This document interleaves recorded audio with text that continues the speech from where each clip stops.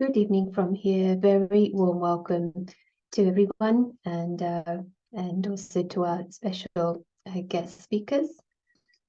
And here it's very dark, and this topic was born in this time of change of the seasons, and there is a lot of symbolism in most religions, maybe every religion, about returning to light, and especially this time of year. It's like evoking a lot of symbolism and yearning for light, understanding. And I love this quote by Victor Hugo, the author: "Even the darkest night will end and the sun will rise." And of course, we are meaning the physical day and night, but also what we're seeing today, and it's parallel with spirituality, this strength of the human spirit, very beautifully put by Maya Angelou, the author and poet. Nothing can dim the light which shines from within. So today we have two speakers, and we first introduce Viggo, who is joining us from our house in Denmark, and he's been associated with a meditation practice since 1999. I know he's been managing the center where he's staying since then, but before that, 1985, with the Brahma Kumaris and background in IT. And we were going to be joined by Lisa, and she sends her great apologies. She has got COVID, so we will send her lots of good wishes. She's joining in spirit, as it were. But wonderfully today we have Roshni, who agreed to be with us and share her great insights. She's been reflecting on meditation, spiritual path with Brahma Kumaris for 20 years, visiting Cambridge and from Israel. So really nice to have both of you with us. And just to say that this is interactive, everyone is welcome to share in the chat questions and comments as we go through. And first, we're going to invite both our speakers to share their impressions on this subject, from darkness to light, and then it'll be like more dialogue. So welcome again, and perhaps we first go to Denmark and hear from you and your thoughts on the subject. Good evening. Yes, good evening, and thank you for the invitation. I hope I am loud and clear. Yes, very good sound. Thank you. Good. Yeah, so on the topic of darkness, I mean, when we talk about darkness in this context, it is, of course, metaphoric, and I think anyone looking at the world today can recognize that there is a profound darkness in many respects. And it goes all the way from the personal level, spiritual level, to the, you can say, the realm of international politics and whatnot, climate changes, and plenty of things that could make us disillusioned. And if we look at it from a spiritual perspective, the darkness is really a lack of clarity of values in our life. So there is a kind of a confusion of values we see today. People are, in a way, spiritually disconnected, and it's a fate that we are all subjected to. Once we become spiritually disconnected, we also lose our ability to navigate in the world in a truthful way and a righteous way. And values is something that is often talked about, but it's rarely practiced. And this disconnect between our value systems and our actions is also a sign of the darkness today.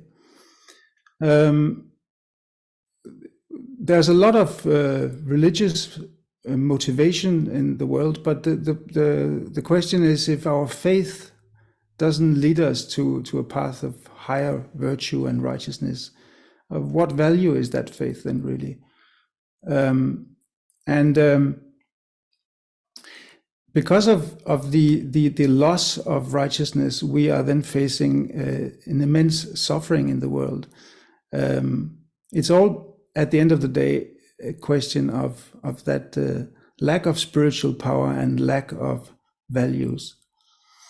And this leads to also a lack of self-determination. We cannot really say that we are acting as sovereign beings anymore, because we are, although we are, you can say we have goodness and conscience in us as innate qualities, we are not really following those anymore.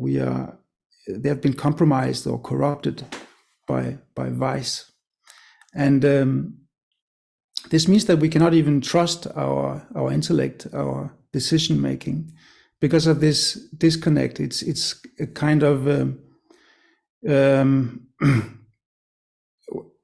we are not complete. You can say the rational side and then the spiritual side is not connected anymore. And eventually this leads to a state of existential loss, and you can say we are lost in the world. We have lost also a very essential sense of belonging to some sort of higher spirit, a higher being,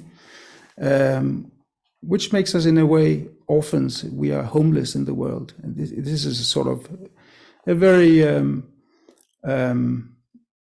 well-known, you can say, existential fact that for the past maybe 100 or 200 years, we have been in this state of being, and that leads again to a loneliness, a sense of loneliness, which is again existential, and it's also connected with fear and worry, and a loss of faith in the future. So all of these are sort of descriptions of the state of affairs today. The light that we can see, or that we can maybe believe in at the end of that transition from night to day, is the light of truth. And of course, in a sense, it's the negation of everything I have just mentioned. It's the sense of belonging that has to return to the soul. The soul has to connect with its values again, and not the least become empowered, so we can actually we can actually have some sort of alignment or consistency between values and actions. So we can live according to our value systems. They become principles in our lives, and they become guiding, you can say, a compass for righteous actions. And for that, there are, of course, some essential requirements. We have to understand who we are. We have to really profoundly realize that we are spiritual beings and not physical, because that is the root cause of all the problems that we have falsely identified. We've identified ourselves with this body and everything that comes with the body in terms of culture and religion and nationality, social status, etc., etc. So this gives the rise to, false pride, false identification, and what we also call the ego. And we then have to reunite with this supreme being, the supreme source, which is absolutely necessary for us to return back to our origin. We cannot do this by ourselves. We are completely dependent on some sort of help from outside. And that is, of course, the whole idea of having a supreme source, a supreme spirit, God, whatever we want to call it, someone with whom we can connect and from whom we can draw that power that we need. And then we have to accept that even though it's maybe not so visible to us, we need to trust in what you mentioned, Sarah, before, that there is actually light on the other side. And even though we still only see the darkness, there is a sort of overall logic and a plot. We are part of a game which goes to extremes, and then after it has reached its extremity, it goes into its sort of complementary. So we go from night to day. We go from a state of darkness to a state of light, and that process is taking place now at this time, alongside with, of course, very destructive forces. But the whole preparation and the whole transition from darkness to light has to happen within ourselves as an inner transformation. So yeah, this is an inner work that we all have to do, and there is a sort of almost scientific method here. It's not as opposed to you can say religious blind faith. Spirituality is really it's a system, it's a method. There is something that we can apply, and we can see the effect of it. We can have faith in it based on our experience and our success. So it's not something we just have to believe blindly. It's really something that works in practice and should work, and we should see the results of our efforts in our life. It's a relief, isn't it, that we don't need to believe something, especially when we're in an emotionally challenging situation often, but it feels wrong to create a false foundation of hope. And I remember when I was looking, I felt like I was being guided. I felt like this is the worst, so lost, as you were saying, the darkness, no decision-making power.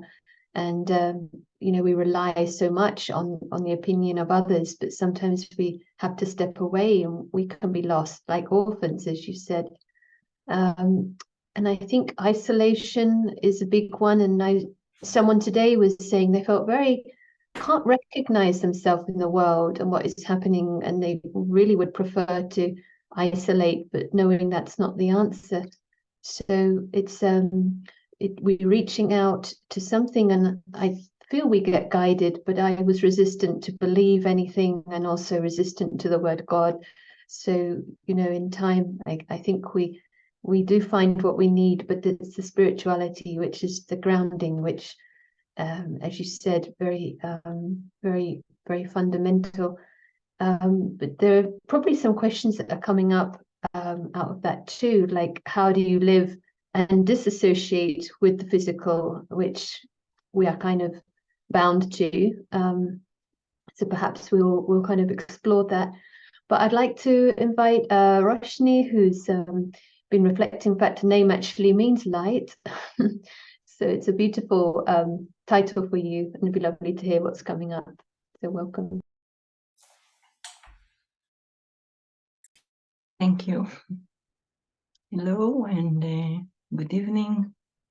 It's lovely to join, and actually a very lovely topic, the dawn within, very poetic. And I guess in a way, each of us see nature going again and again, day after day, from night into day. And we take it as a very obvious thing. This is like the law of nature. No one go to sleep at night, worry maybe morning won't come. There is that certainty because we are aware of it. And with the title, The Dawn Within, if we take this physical, the law of nature kind of thing to our own life.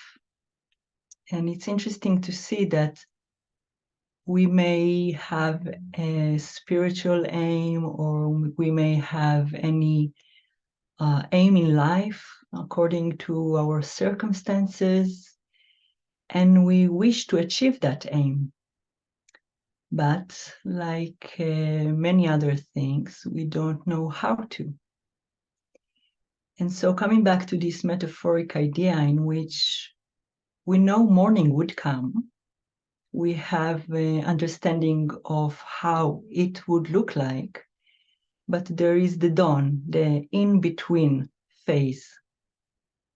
And so in the same way, in our life, whatever aim we put in front of us, we can see what we used to be, and that could be the night.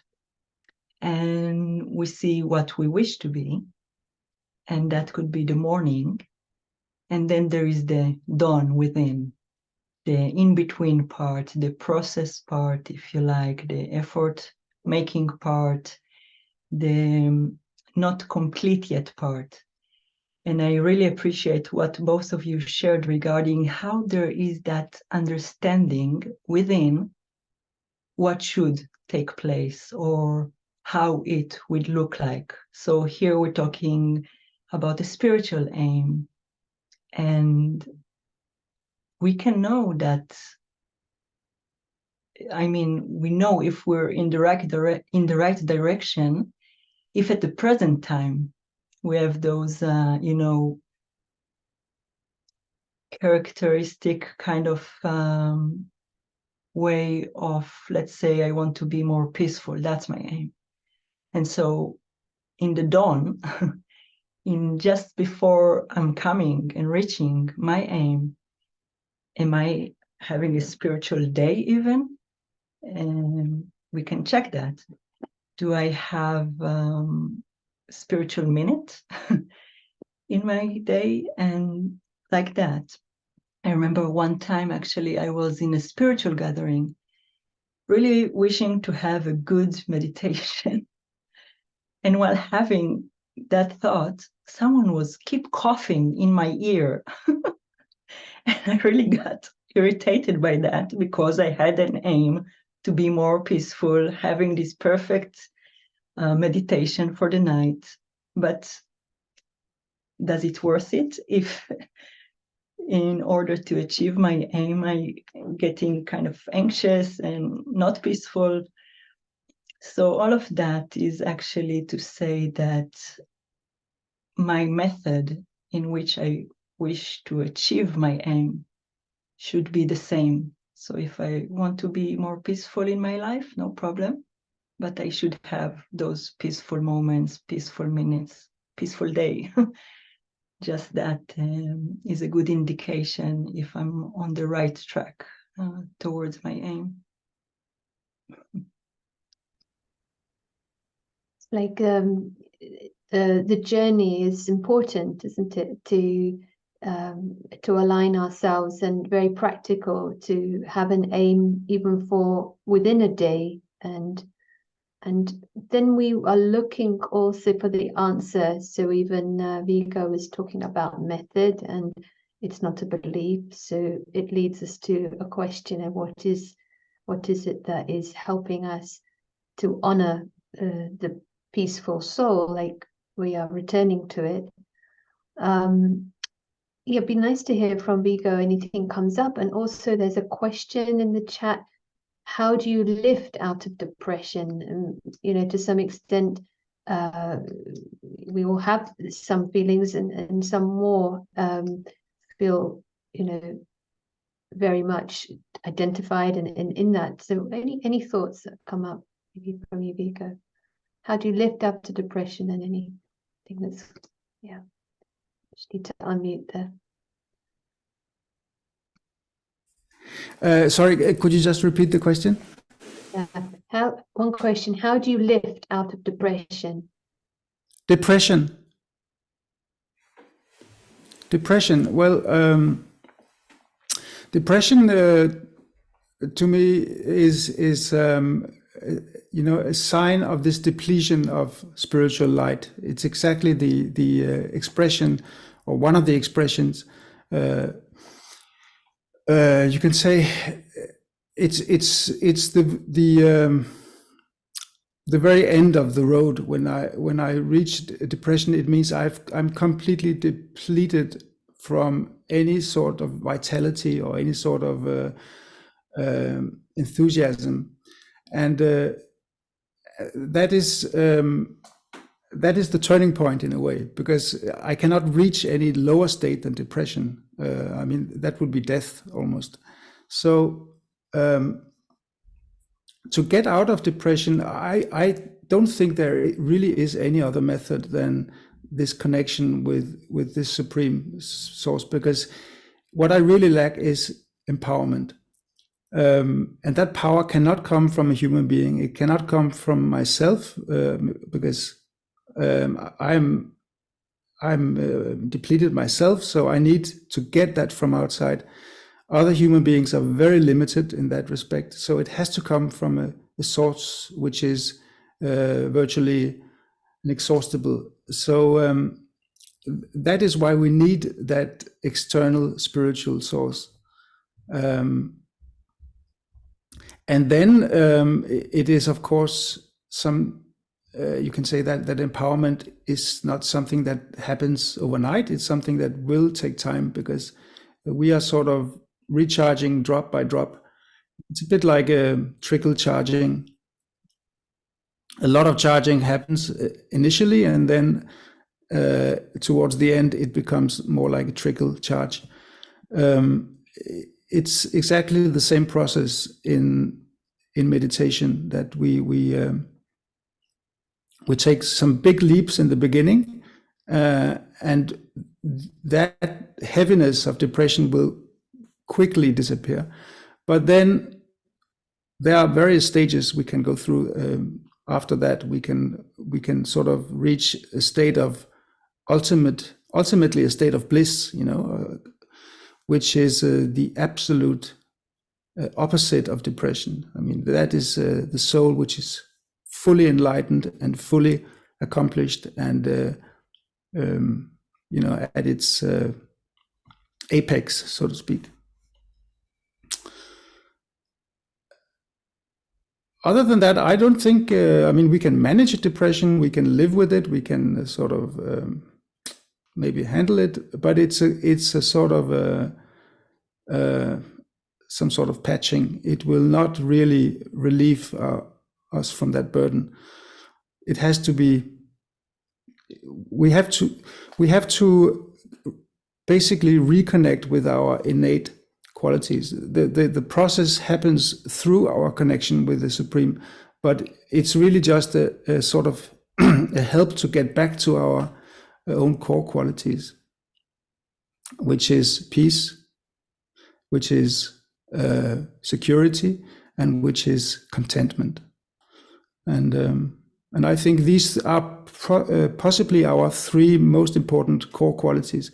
And they are so directly connected with the three big mental diseases. The lack of them are connected with the three major mental diseases today, which is depression, anxiety, and stress, right? So each of them are paired up. And once we lose that connection with these qualities, we start to suffer from all these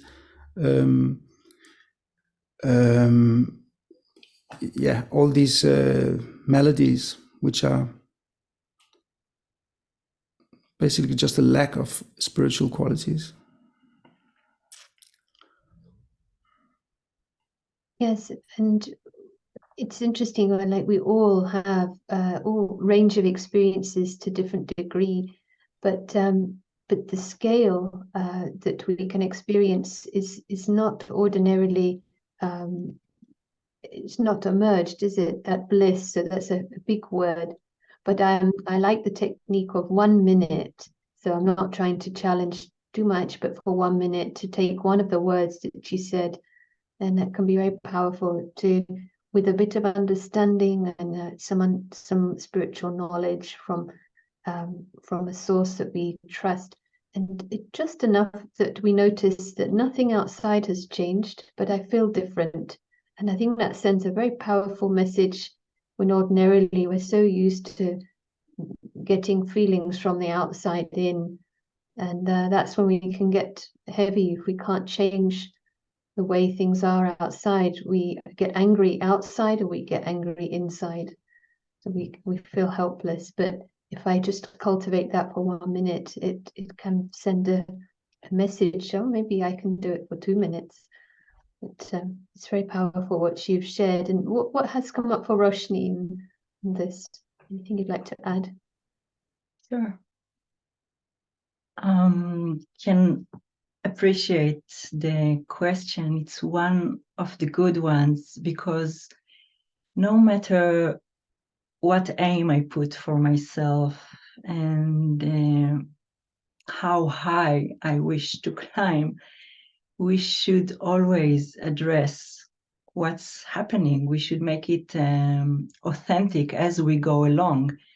And so if there are different feelings, for example, that arise in me, that's okay. And I guess that's a very good thing to do, would be addressing them, yes, and also to pick the attitude with which I'm working while I'm heading towards that morning, yes, that aim. So the dawn within would be maybe something that's not along the lines of the morning, or maybe more of the night. And the attitude then could be maybe of respect for the self. And it could be of patience. And it could be even of entertainment. Because once my aim is clear and I know the morning is about to come, or I know the light is just ahead, with that reassurance, everything else is really okay. And, the attitude could be, there is nothing to worry about. And for some, it will be, higher power and the reassurance that I know I'm getting there from myself or from outside, and that's okay. And that's good.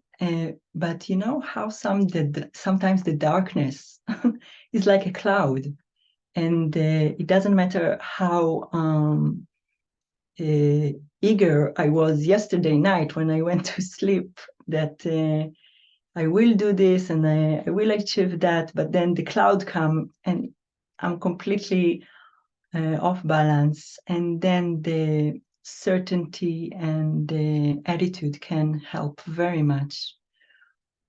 And I can share maybe a short example. I remember setting a very high aim for myself, a spiritual aim. And while heading towards that aim, which was spiritual, the personality that came out of me wasn't spiritual at all.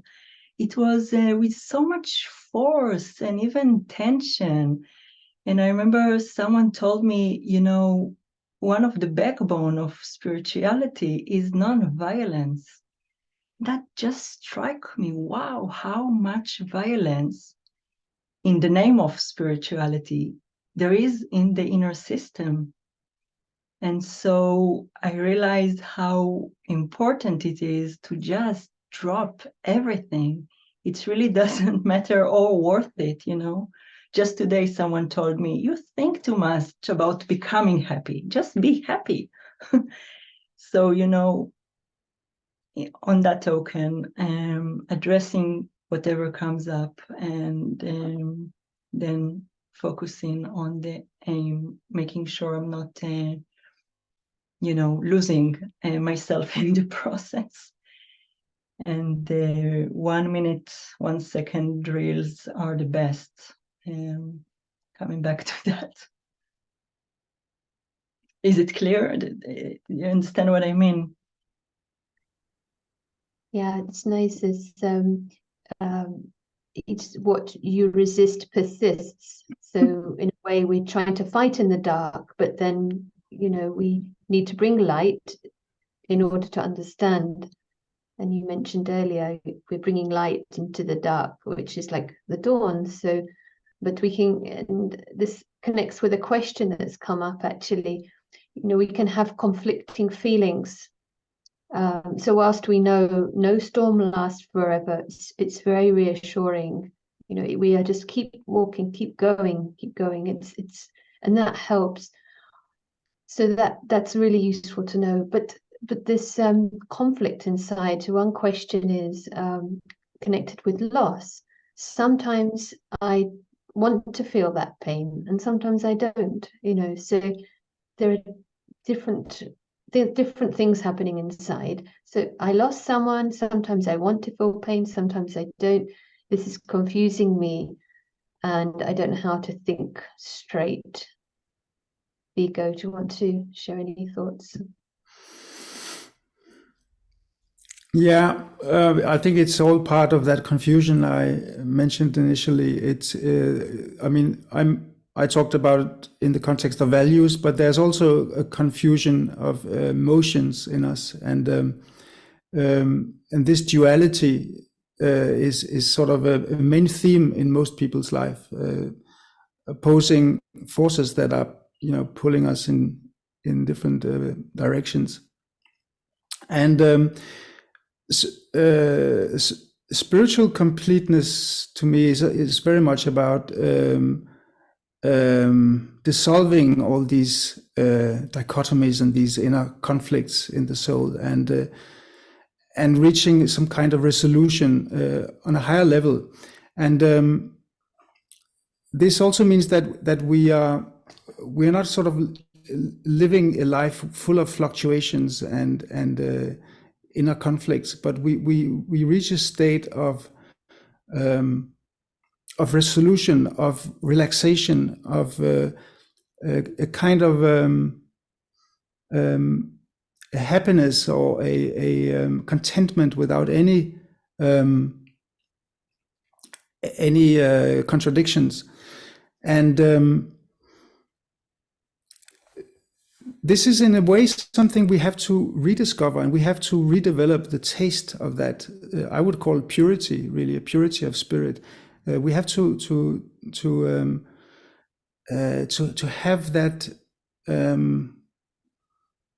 that urge and that thirst for it, and it has to be appealing to us somehow. And then we will immediately, or not immediately, but gradually, we will let go of that other, you can say, the dark side of our nature, which we often cling to. And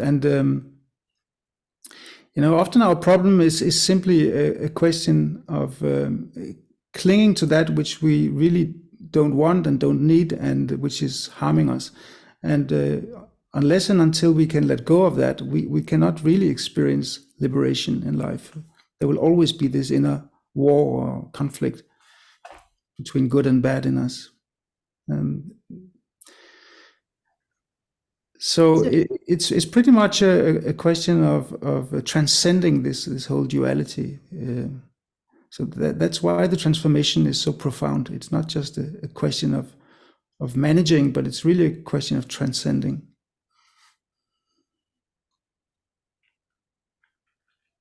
Very powerful statement to underline. Yeah, you have to be ready for something radical in a way.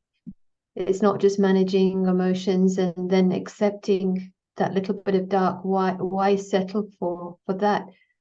But at the same time, I really liked how Roshni brought, this non-violence. So that transcendence seems to include that as well. It is an embracing and a taste, as you put it, for something higher.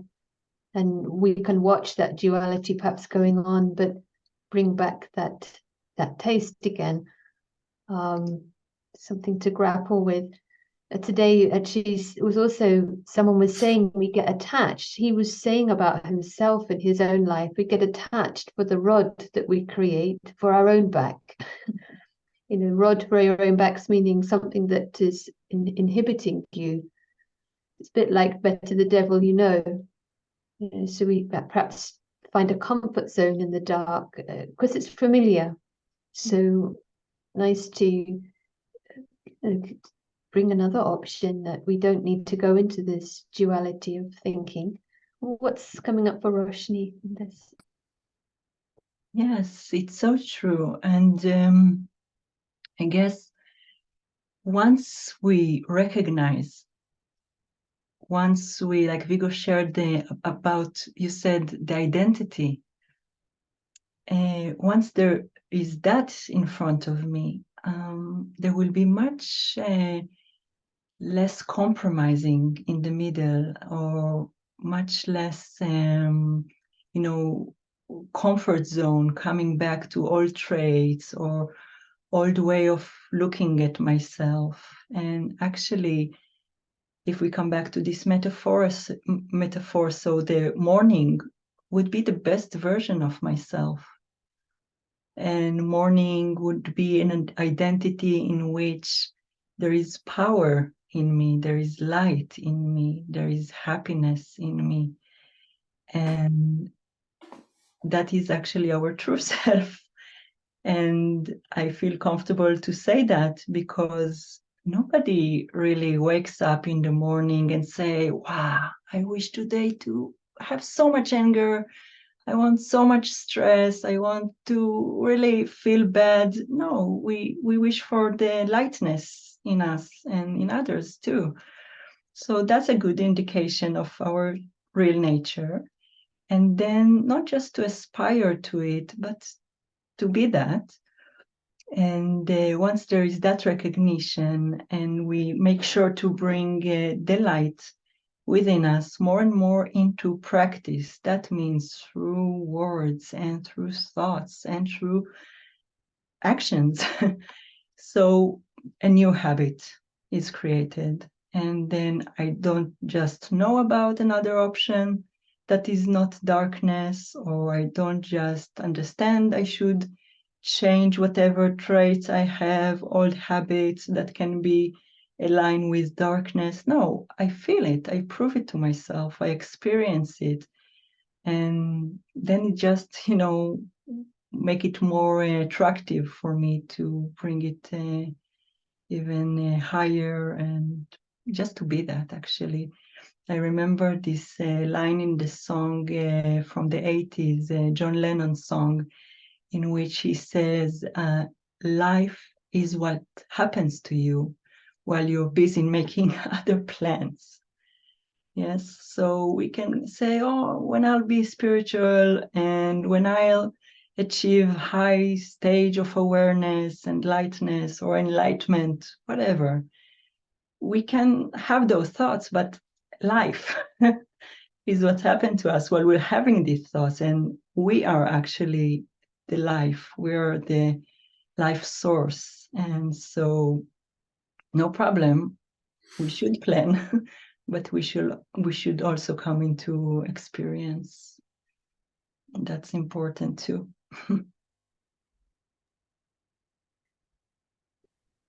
Yeah, I'm sure Vigo has some thoughts that are coming up, and any response. We've also got another comment that's come in. It feels like in line, this taste. And just checking for when I'm idolizing the situation or romanticizing, but actually it is right now, right here. Am I doing it from joy or from compulsion and old habits? But this comment is interesting. I'm going to make it into a question in a sense. With the response, I want to understand the pain, to learn from it, understand it, cope with it, so I can cope with it next time and suffer less. So, Vigo, would you go along with that?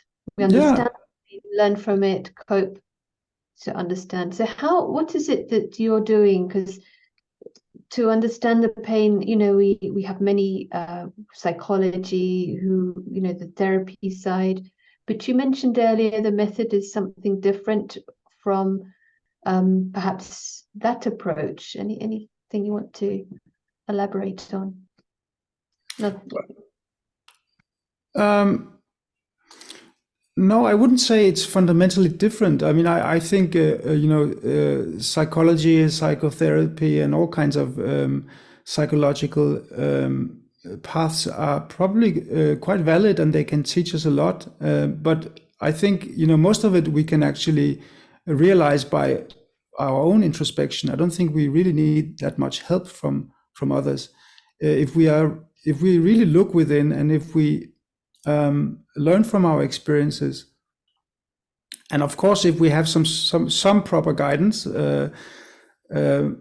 we can achieve a lot. But the at the end of the day, we need this spiritual empowerment, and that cannot come from any worldly source. It cannot come from any human being. It has to come from a transcendent source outside this world, and without that, we will never be able to realize what we are talking about here, because it's not so much a question of understanding, of realizing. It's more really a question of implementing and becoming. And that's why, as I mentioned before, there is this discrepancy, between values and actions, which is prevalent. You find it everywhere, and a lot of evil and atrocities are committed in the name of religion, exactly because this disconnect is extreme, and we have lost that sort of inner moral, spiritual compass to know exactly what is right, what is wrong on all levels, and then we commit, we make mistakes, and we hurt others, we hurt ourselves, and we keep on go around in cycles, and we never break those vicious cycles, because we simply are not able to propel ourselves out of it. It becomes a deadlock. So it's a two-prong approach, really. We have two legs here. We have one that has to do with the cognitive, you can say, approach to understand ourselves. This is almost a scientific process, being able to gradually break bad habits, old patterns, and move towards, you can say, completion or perfection, human perfection. But then we also need the other leg, which is just as important, and it supports the first one, and that is to become empowered again, to regain the spiritual power we have lost. And without those two legs, we will be limping. That's. And another thing I would like to also just mention is that in this transition period, the dawn that Roshni was mentioning, that the beautiful thing is that even though we are in maybe an unsettled or in a transition state, we can still be comfortable if we are confident that we are following a path that works. If we have found a system that works for us and we can see we are progressing, we can actually tolerate quite a lot of suffering and hardships and opposition and adversity and whatnot, because we know that there is this light at the end of the tunnel. It is time limited.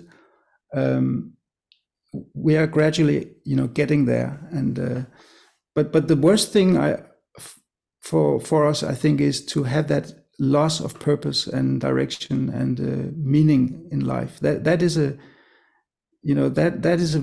existential loss, which is very, very hard to live with. So as soon as you get out of that, then you can actually tolerate quite a lot. It's interesting. The thread that's coming is a lot about this aim, isn't it? And I guess the dawn, the light is a focus. And even in the darkest hour, we can just choose to think of the light, focus on the light. And it's some destination for the mind. Otherwise, yeah, it is interesting. And that's one of the pains at the moment is that purpose, meaning. So I think that's very interesting. We talk about the cognitive. Carl Jung, so psychiatrist and psychoanalyst, he was saying very simple and helpful, you know, I am not what has happened to me, I am what I choose to become. It's like a very definite process that we can put into place and be active, actively choose. But the power to do it is what also the theme that you brought up. And I like the Martin Luther King Jr. quote that we all know well, I'm sure, that darkness cannot drive out darkness. Only light can do that. Hate cannot drive out hate. Only love can do that. So this transcendence feels very much, you know, the loving source of one that is not in that insecurity of potential loss. We are also needing to step into that ourselves. We need that strength. There's also a question coming up here, or a comment. Experiencing the light is the most important thing, but it is invisible. And how do we discover the subtle aspects? Discovering the subtle aspects before we get triggered, you know, so we perhaps learn from challenges, but can we learn to train ourselves to understand this concept that's being said? I'm just paraphrasing the question. Roshni, any thoughts? Yeah, it's beautiful question. And the good news is that we still have the time to experience ourselves as subtle as those things. It's so amazing to, you know, just now in this room, there is radio wave. There is the radio wave, but I need like the transmitter and to put the button on and to wind it until I get connected to the wavelength and get the music or whatever. So in the same way, what we need to do is to align to this tune, this subtle tune. And the button for this, the on switch for this, is also to realize, recognize, consider myself as subtle. And it's magic, actually. And so, of course, with a bit of understanding, spiritual knowledge, we get that and we focus on that, and then we can very easily not just know, but become that. And just like those wave of radio get anywhere, so in the same way, our inner vibrations reach everywhere. And then it's not anymore just a matter of my inner dawn and how I will get to the morning of my journey, my life, like that. It's a collective thing, a very beautiful collective thing. And of course, it starts with each one of us. And when we understand that we have this responsibility, others maybe not have a transmitter to switch on or just know how to operate, but when you make it experience, you feel it, it's become alive for you, you can also make it very much alive for others. So to the question, I would say first to understand there is no difference. if I'll consider myself to be the ear or the nose or the shirt or the sofa, so that's what will be in my mind. That's what I will see. I remember one friend telling me, since I got pregnant, each time I'm walking on the street, what I see is only pregnant ladies. And it's like that. And so if I consider myself to be a certain character or like that, whatever I actually identify with, that's what will be in my mind. And it's also applied to the subtle things. So why not consider the self to be the most beautiful being, the shining, radiating star of light, the life source that is here in this room and in this Zoom, so many of us. And of course, once that becomes not just an idea, it's fill my own world. And of course, we see that in others see that in themselves, and so on. So we get another aspect of dawn and morning in a collective way. Very beautiful. And I'm sure we can all think of that in our own lives, where we can't see, and then we change our thinking, something happens, and then we realize it was always in front. And I was from Cambridge. I never saw the inner space shop. I walked past it. Apparently, I even looked in the window with my mum. She said she remembers. I don't. I wasn't ready, So very beautiful. And there's this also the collective effort. Albert Schweitzer said, at times of our own light going out and it's rekindled by a spark from another person, we have cause to think with deep gratitude to those who've helped light the flame within us.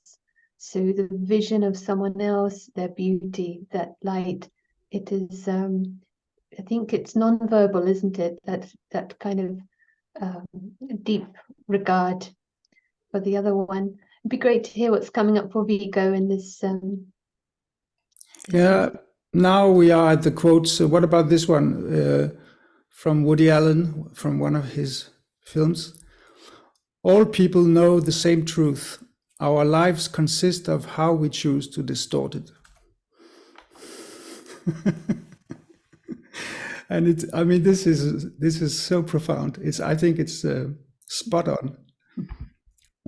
We all, it's universal. I mean, it's part of our DNA, really. That intuition of truth. But we just find so many ways to distort it and mask it and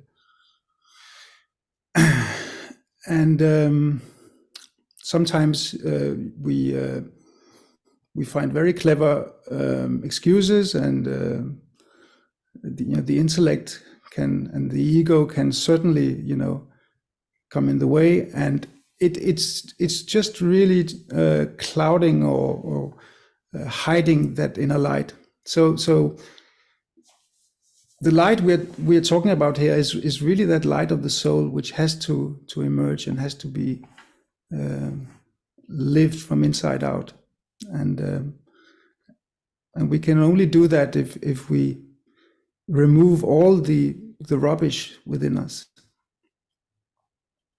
all the false beliefs and the ego, all the vices, because basically they are the ones that are distorting us, right? They are hiding our true and pure light.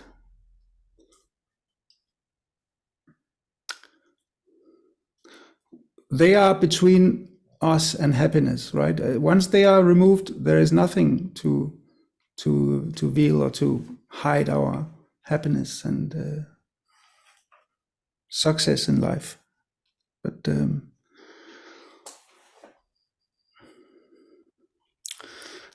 the bottom line is really that we should always, whether we are following this path or another path, we should always verify or assess it. Is it working for us? Because if it doesn't work, if we're not experiencing any progress from it, any sort of if it's not leading to sort of improvement in our lives, then it's really not showing any value. It's the proof of the cake is in the eating, as they say. So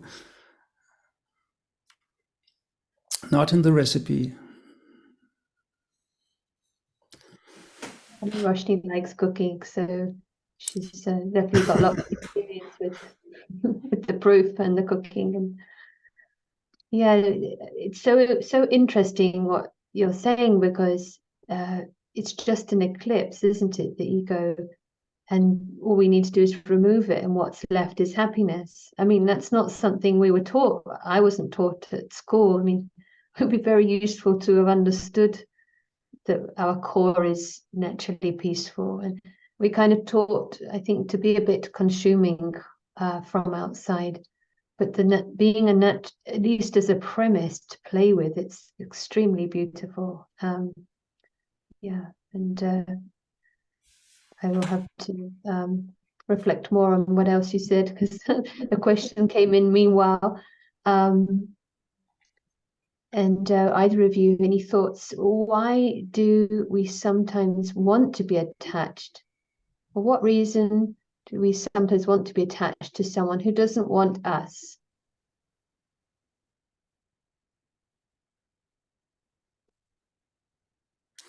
I don't think I can answer that question. So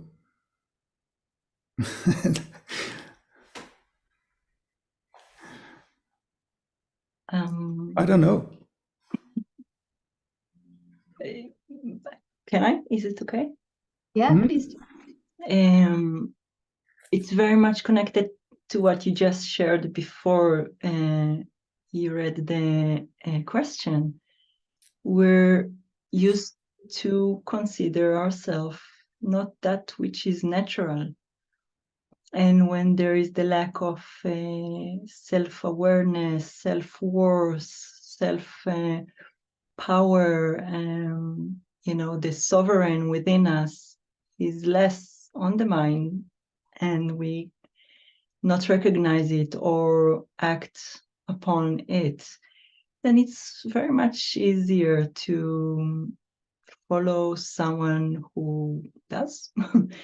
And if we don't take this step for us, then there is dependency, and then there is attachment, and all of that, and we know how it goes.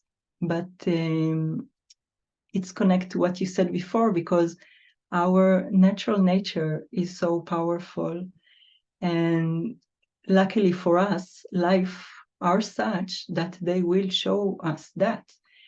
And it could be with us just understanding that and then bringing it into practice and experience. And it could be also with, life situation in which that person which I had attachment to or took support from in the wrong way, one day decide enough.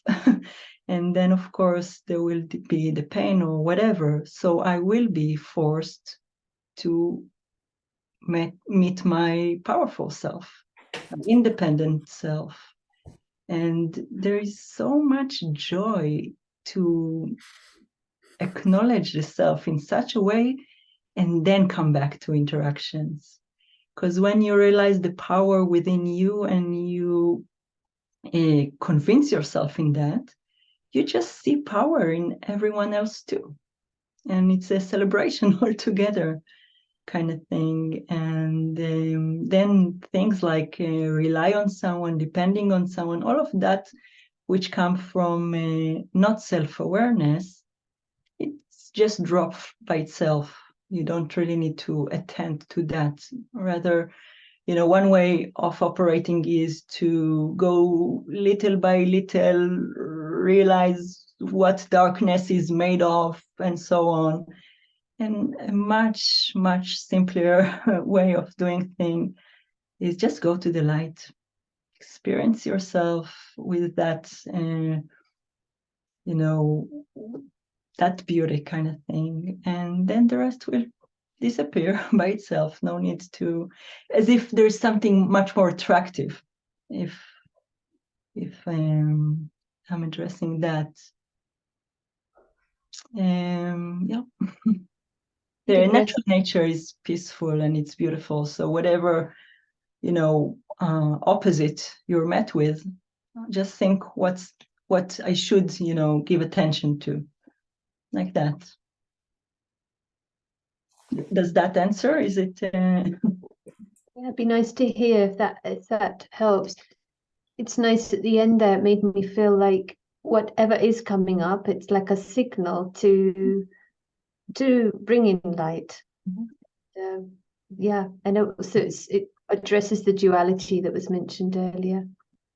Very helpful. Thank you. Very nice to just come back to the light. The simplicity is a relief, isn't it? When there is so much complexity, that we bring a simple thought. So amazingly, we've come to the time, and I wonder if Vika would be happy to share a few words of reflection and any final comments as well for reflecting on light. Sure.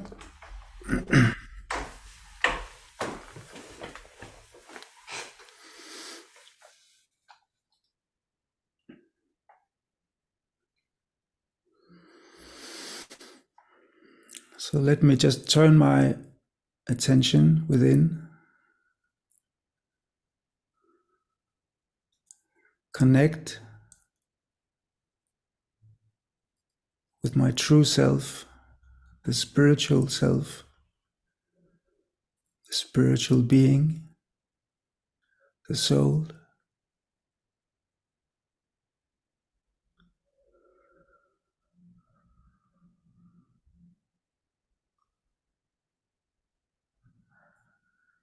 And I imagine the soul as a tiny light, like a flame, or even like a diamond, situated right behind my eyes, in the center of my forehead.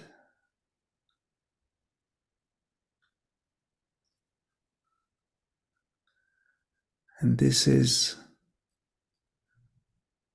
the center of peace.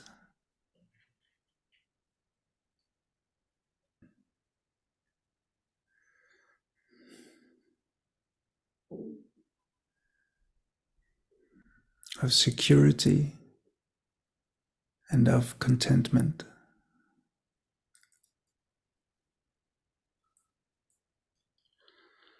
My primary qualities.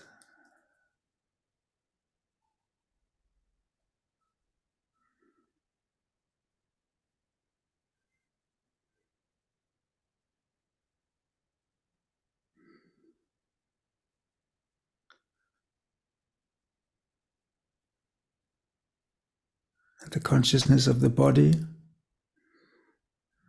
and my role, my relationships, my whole history, all that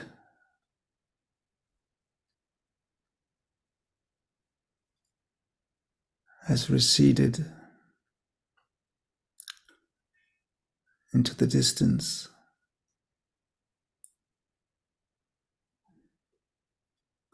All there is left is I, the soul,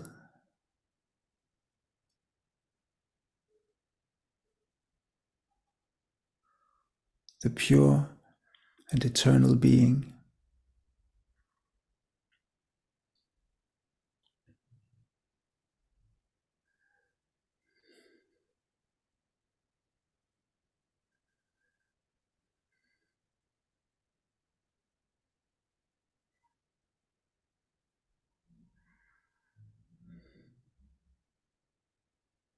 And just like I connect with myself, in the same way I can connect with another being,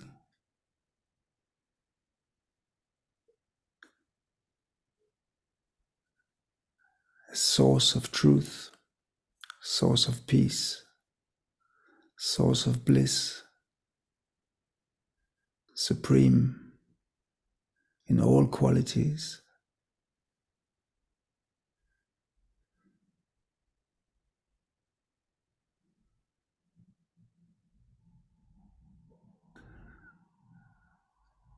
And when I do that, I, the soul, resonate.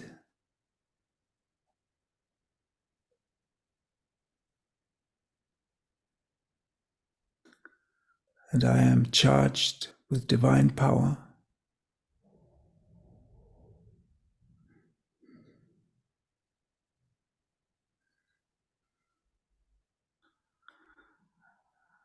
A power that purifies,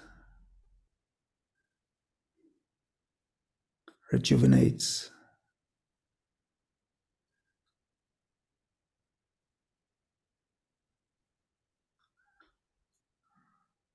and elevates.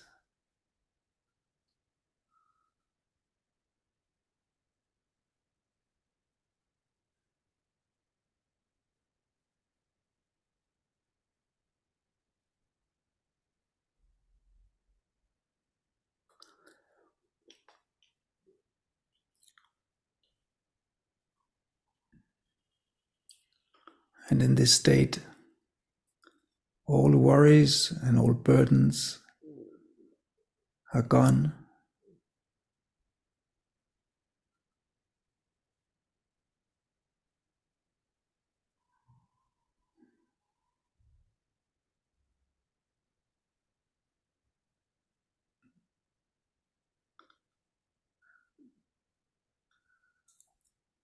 And the soul is light and enlightened.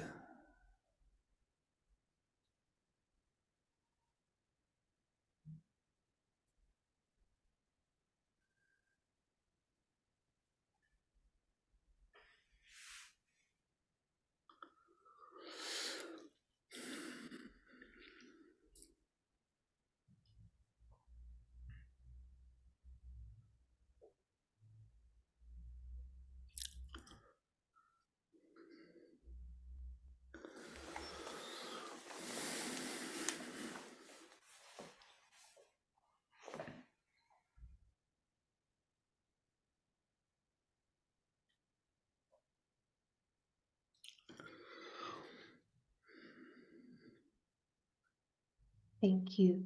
Thank you for sharing your light. Thank you to Roshni, Vigo, and everyone on this call, because we all are contributing this soft, very gentle feeling that we can take with us. Okay, we might press the button, the call ends, but see if you can keep that transmitter there. We are tuning in. It's always there. Such a beautiful image, and this empowerment that continues.